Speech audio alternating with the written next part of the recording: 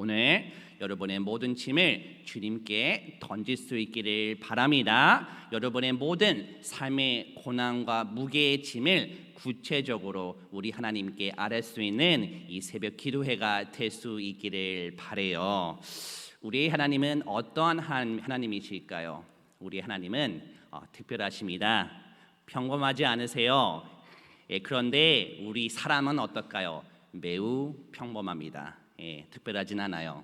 매우 평범한데 우리가 만나는 많은 문제들은 또 평범하진 않아요. 평범한 것 같은데 아니에요. 평범하지 않은 많은 어려움들이 우리에게 있습니다. 그런데 하나님은 정확히 그렇게 평범한 자를 통해서 특별하고 평범하지 않게 일하십니다.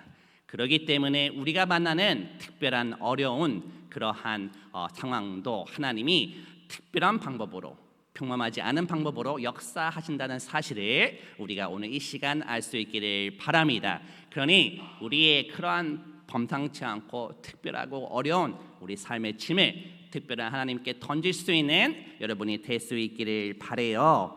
오늘 말씀 보면 아주 평범한 한 여인이 나와요. 그런데 그녀의 남편은 엘리사를 따르는 제자였습니다. 사명자예요. 그리고 여호와를 경외한다고 오늘 말씀에 나와 있지 않습니까? 자, 그런데 그 남편이 안타깝게도 좀 죽게 되었습니다. 그런데 더 큰 문제가 뭐냐면 집에 채무가 있어요. 빚이 있어요. 빚. 그런데 이것을 갚지 못하게 되었습니다. 그러니 이제는 빚쟁이들이 와서 막 난리를 치면서 이제는 그 자녀들이 2명이 있는데 그들을 지금 종으로 삼겠다 하고 하면서 지금 아주 위기 속에 있습니다. 그래서 이렇게 정말 하나님을 경외하고 사명자로서 이렇게 쓰임을 받은 그러한 가정에도 이렇게 너무나도 비극적이고 안타까운 일이 생기게 되었어요. 정말 좀 평범하지 않은 그런 상황이 생겼습니다. 그런데 저는 이 여인을 바라보면서 혹시 오늘날 우리들의 모습이지 않을까라는 생각을 하게 되었어요. 오늘 우리는 세대교회에서 사명을 감당하고 있습니다. 그런데 우리가 삶 속에서 정말 이해가 안 되면서도 통제가 안 되는 평범하지 않은 그런 어려운 상황을 우리가 만날 때가 있어요. 그것이 우리에게는 경제적인 걸 수도 있고 사람과의 관계일 수도 있고 일 자체가 정말 예상치 않게 막 꼬여가지고 우리를 아주 힘들게 할 수 있습니다. 그런데 이에 대해서 우리는 보통 2가지 반응을 보인다고 해요. 첫 번째는 뭐냐면 그것을 하나님께 다 아뢰는 겁니다. 다 아뢰는 거예요. 반면에 2번째는 그것을 나도 모르게 하나님께 숨기는 거예요. 일부러든 아니면 바빠서 그러든 나도 모르게 그것을 하나님께 숨기려고 하는 반응을 우리가 보인다는 겁니다. 그런데 이 어려움을 하나님께 아뢰지 않은 자들의 특징이 뭐냐면 많은 경우 이것을 교인들, 특히 교인들 중에서 사명자들에게 아니면 부교육자에게 말하기를 어려워하는 분들이 계세요. 좀 이해는 합니다. 여러 가지 이유가 있겠죠. 그래서 나름대로 자신의 방법으로 그것을 막 해보려고 하는데, 자, 여러분 여기서 우리 평범한 사람들이 우리의 방법으로 열심히 알아보고 하는 그 모든 방법은 어떨까요? 평범할까요? 평범하지 않을까요? 매우 평범합니다. 우리가 나름대로 막 열심히 알아보는 거 다 매우 평범한 거밖에 우리는 알아볼 수가 없어요. 거기서 새로운 것이 나오기란 쉽지는 않습니다. 그러니 어떻게 될까요? 우리의 문제가 딱히 해결이 되지는 않아요. 상황이 나아지지는 않습니다. 이와 달리 오늘 말씀 속의 여인은 이것을 하나님께 아뢰입니다. 하나님께 다 구체적으로 다 아뢰요. 그래서 그녀가 가장 먼저 무엇을 합니까? 주의 종에게 찾아가요. 엘리사에게 찾아갑니다.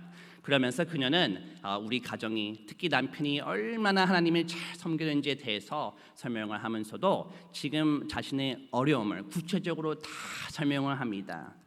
자, 지금 이 여인이 왜 엘리사에게 이렇게 찾아가서 자신의 어려움을 다 이야기할까요? 그 이유는 지금 제 문제는 도저히 제 힘으로는 감당할 수가 없습니다. 저는 평범한 사람입니다. 근데 이 일은 도저히 평범하지가 않아요. 그러니 하나님만이, 특별하고 평범하지 않으시는 하나님만이 나를 지금 도울 수가 있습니다라는 그 고백이 들어 있다는 것입니다. 그런데 지금 엘리사가 그녀에게 하는 질문이 참 의미심장하다고 좀 봐요. 너희 집에 무엇이 있느냐라고 지금 물어봐요. 이 말은 저는 좀 어떻게 묵상을 했냐면 이 여인의 정말 은밀하고 개인적인 삶과 공간에 지금 하나님이 개입하기 원한다라는 그러한 말로 저는 좀 이해가 됩니다. 그래서 지금 이 여인에게 너희 집에 지금 무엇이 있냐라고 물어보자 이 여인이 그것을 진솔하게 대답을 합니다. 제 집에는 사실은 기름 그릇 하나밖에 없습니다. 이것은 매우 평범한 건데 그러면서 너무나도 부족한, 사실은 이것을 엘리사에게 말하기조차 부끄러운 그러한 가정의 상황을 지금 이 여인에 다 설명을 해요. 그런데 우리 이 시간 그 엘리사가 뭐라고 이제는 또 얘기를 하죠. 이 기름 그릇을 가지고 우리가 어떻게 하냐면 그릇을 다 빌려오라고 합니다. 그릇을 빌려오자 그녀는 충실하게 그 그릇을 다 이제는 가져옵니다. 오늘날 우리가 감당할 수 없는 일들이 생기면 하나님께 진솔하고 그리고 솔직하게 기도해 볼 수 있기를 바라요. 그러한 자만이 이제 할 수 있는 것이 있습니다. 그것은 없고 부교육자들이나 아니면 다른 평신도 사명자들에게 얘기를 해볼 수 있는 용기가 생겨요. 그러면 하나님이 여러분을 살려주시기 위해서 전혀 예상치 않은 평범하지 않고 특별한 방법으로 새로운 방향으로 제시를 하여 주실 줄 믿습니다. 그래서 새로운 어려움에는 새로운 방향이 있어야 해요. 그래서 우리 하나님은 평범하고 연약한 자를 통해서도 평범한 그 도구를 통해서도 일하시는 것이 바로 우리 하나님임을 알 수 있기를 바라요. 하지만 하나님이 일하시는 방법은 특별하시고 그리고 그런 특별하고 평범하지 않은 하나님이 이 시간 여러분과 함께 하고 있음을 믿습니다. 그래서 그녀가 이제는 그릇을 다 빌려오자 놀라운 일이 생깁니다. 이제는 그릇을 그 기름 그릇을 가지고 빈 그릇에 담자 계속 그것이 이제는 다 가득 채워져요. 다 가득 찰 때까지 그 기름이 계속 나온다는 것입니다. 그런데 이때 엘리사가 어디에 있었죠? 말씀을 자세히 보면 이미 이 여인의 집에 이제는 와 있어요. 이 여인은 이렇게 자신의 어려움을 다 공개했을 뿐만 아니라 주의 종도 또한 사명자를 집에까지 이렇게 들어오는 것을 허락을 했다라는 것입니다. 자, 그래서 그 기름을 딱 이제는 가득 채운 다음에 엘리사가 뭐라고 하냐면 이제는 빚도 갚지만 나머지 가지고 생활을 하라라고 이렇게 안내까지 해줘요. 자, 오늘날 우리는 삶에 어려움이 생길 때 하나님께 기도를 해봅니다. 그리고 용기를 내서 사명자들에게 심지어 부교육자들에게 우리 어려움을 얘기해요.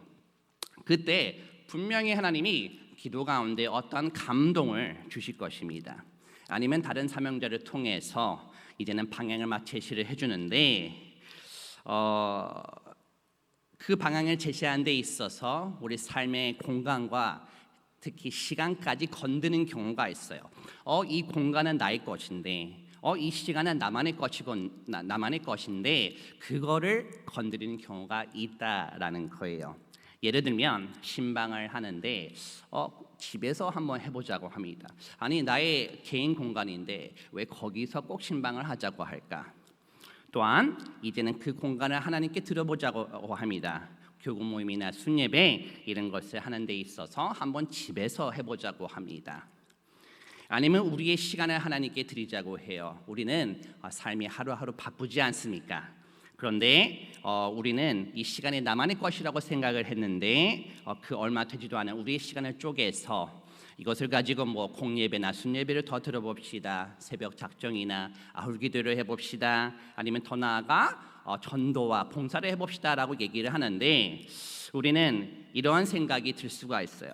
과연 내가 지금 집을 개방한다고 해서 하나님이 일하실까? 그러한 의심이 생길 수가 있습니다. 우리가 예배를 하나 더 드린다고 해서 전도의 현장에 나간다고 해서 정말 전도가 될까? 그리고 하나님이 역사하실까라는 그러한 의심이 생길 수가 있습니다. 그런데 여러분, 우리 하나님은 여러분의 그런 평범한 공간과 시간을 통해서 여러분에게 역사하여 주신다는 사실을 알 수 있기를 바랍니다. 하나님은 특별하게 우리의 평범한 시간과 공간을 통해서 역사를 해주십니다.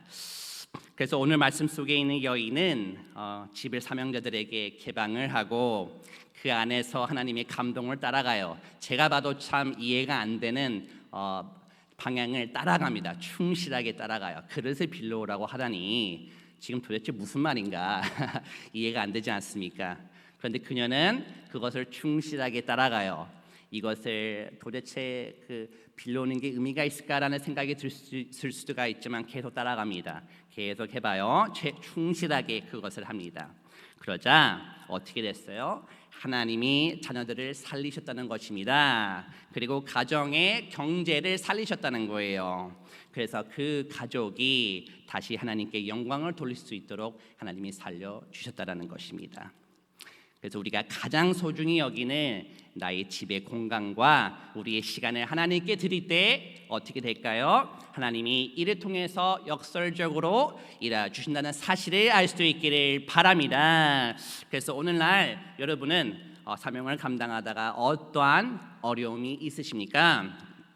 그 문제를 놓고 하나님께 진솔하게 특별하신 하나님께 진솔하고 그리고 솔직하게 부르짖으며 기도할 수 있기를 바랍니다. 그리고 용기를 내어서 우리 사명자들에게 얘기를 해볼 수 있기를 바라요. 그래서 방향을 제시해 주는 것을 한번 충실히 따라가 볼 수 있기를 바랍니다.